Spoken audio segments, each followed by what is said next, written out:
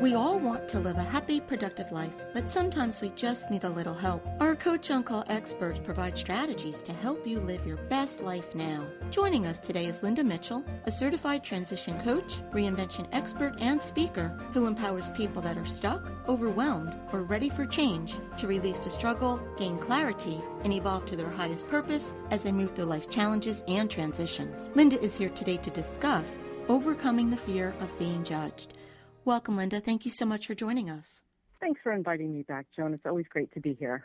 Linda, and this is something that really bothers me, and I see this often on social media where it just seems like people have lost their filter, like their ability to censor themselves. And sometimes people make hurtful comments that can leave us feeling judged and bad about ourselves. And over time, this is going to have a very harmful impact on all of us. What do you believe happens when we are on the other side of these hurtful comments? Oh, yeah. Words definitely have power, and they can leave us feeling upset and vulnerable. Other people's judgment of us can negatively impact our own opinion of ourselves. We might begin to doubt ourselves and our decisions. Our confidence crumbles and ultimately leads to this fear of being judged, fear of making mistakes, fear of taking risks, which of course negatively impacts everything: our relationships, our jobs, our social lives, and of course our self-esteem. The fear of being judged is one of the biggest reasons that I see people shying away from following their dreams or using their unique talents. It's one of the biggest reasons people don't feel free to be who they truly are. And this is so sad because it's so damaging to our sense of self.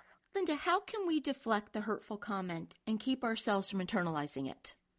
Yeah, so recognize that everyone has an opinion, right? Most people like to express their opinion. Some you'll agree with and some you won't. So you may find it very helpful to come up with and practice a simple phrase to kind of pull out of your pocket when necessary. It might sound something like, well, that's very interesting. What a unique perspective you have. I see the situation differently, but really, thanks for your input. And then remind yourself that your opinion is the most important. Recognize that even if the words spoken were hurtful, most people don't intentionally try to hurt others. Sometimes things just come out wrong, right? So giving others the benefit of the doubt will help you realize that they probably weren't intentionally trying to hurt you. This realization will help you release the judgment more easily rather than internalizing it. Linda, do you have any tips or techniques that can help us overcome the fear of being judged? Well, one of the best things you can do is to learn your strengths and limitations. Once you're clear on them, you're less likely to be affected by what others say. Their opinions of your abilities become somewhat irrelevant since you know what you're capable of.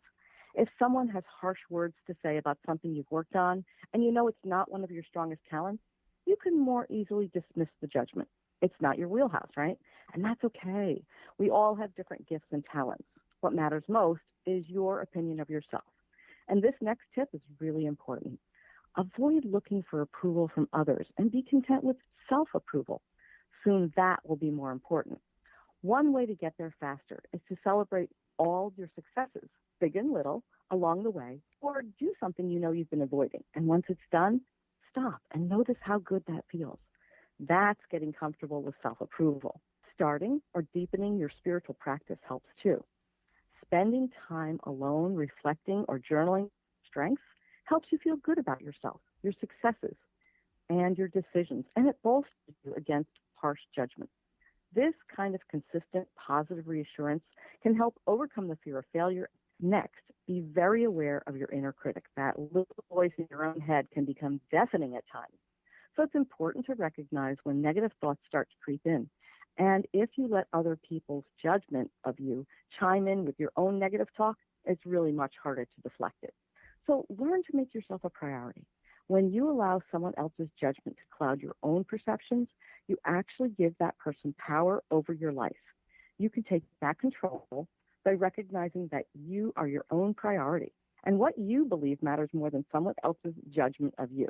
When you feel judged, ask yourself, Is this person well enough informed about the situation to fairly judge you? Was what they said true? Are they someone whose opinion you truly value? Remember, there are instances where people are jealous of your success, your achievements, and your work, and they might judge you harshly to try and make themselves feel better. Also, memories do fade, so even though hearing someone judge or criticize you hurts in the moment, if you purposely push it to the back of your mind by thinking about something else, the memory of it will fade more quickly than if you ruminate over it, because what we focus on expands. So be sure you're not giving priority to the negative thoughts. It's really helpful to recall the times you've taken risks that have paid off in a positive way. Remind yourself of all the successes you've had, especially when you're about to embark on something that feels outside of your comfort zone and you're not as sure of yourself as you would otherwise be. Do what feels true and right for you, despite what others may say or judge you for, because that will always pay off. Linda, thank you so much for joining us. If you would like to learn more about Linda and her work, you can visit livinginspiredcoaching.com, or as always, to hear more from Linda, you can visit our website, cyacyl.com/Linda. We'll be right back.